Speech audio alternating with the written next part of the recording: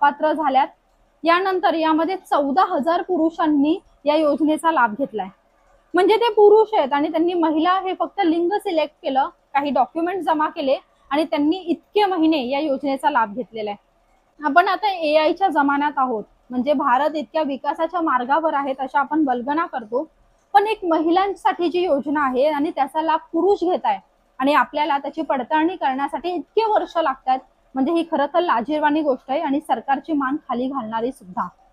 यानंतर सरकारी महिला कर्मचारी, म्हणजे सरकारी कर्मचाऱ्यांचा थाट किती असतो, त्यांचा पगार किती असतो, त्यांची वरची कमाई किती असते हे तुम्हा आम्हाला सगळ्यांनाच माहिती आहे। पण माणसाचं कसं आहे ना, पोटच भरत नाही, पैसा कितीही आला तरी तो कमीच वाटतो। आणि अशाच या लालची महिला ज्या आहेत, ज्या सरकारी कर्मचारी आहेत आणि त्यांनी सुद्धा या योजनेचा लाभ घेतलाय। आता ज्या सरकारी कर्मचारी आणि जे हे पुरुष आहेत, जे 1,500 रुपयांसाठी महिला बनले होते, तर त्यांच्याकडून हे पैसे वसूल केले जाणार आहेत असं मुख्यमंत्र्यांनी आणि मंत्री अदिती तटकरे यांनी म्हटलंय। परंतु ज्या महिलांनी नियमांचा भंग केलाय, म्हणजे उत्पन्न जास्त होतं, घरी गाडी होती, वय 65 वर्षांपेक्षा जास्त होतं, एकापेक्षा जास्त योजनांचा लाभ घेत होत्या, तर त्यांच्याकडून पैसे वसूल केले जाणार नाही असं फडणवीसांनी म्हटलंय। आता यानंतर विरोधकांनी टीकेची झोड उठवली आहे।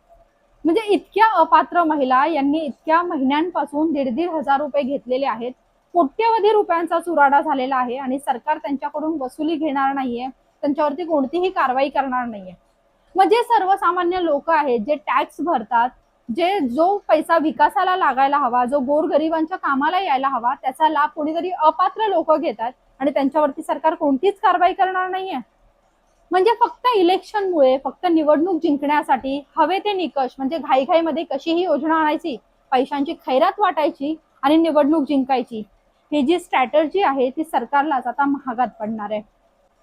लाडकी बहीण योजनेची जी सरकारने ई-केवायसी केली होती, ती फक्त एक बहाणा आहे, सरकारला हळूहळू ही योजना बंद करायची आहे असा आरोप आता विरोधक करतायत। तर मुख्यमंत्री फडणवीसांनी आपण ही योजना आणली आहे, परंतु यामध्ये ज्या अपात्र महिला आहेत त्या लाभ घेत होत्या, या योजनेचा जो मिसयूज आहे तो होत होता, त्यामुळे आम्ही ई-केवायसी केली आहे असं म्हटलेलं आहे। लाडकी बहीण योजनेचा लाभ ज्या महिलांनी नियमांचा भंग करून घेतलाय त्यांच्यावरती आम्ही कोणतीही कारवाई करणार नाहीये असं सरकारनं म्हटलेलं आहे।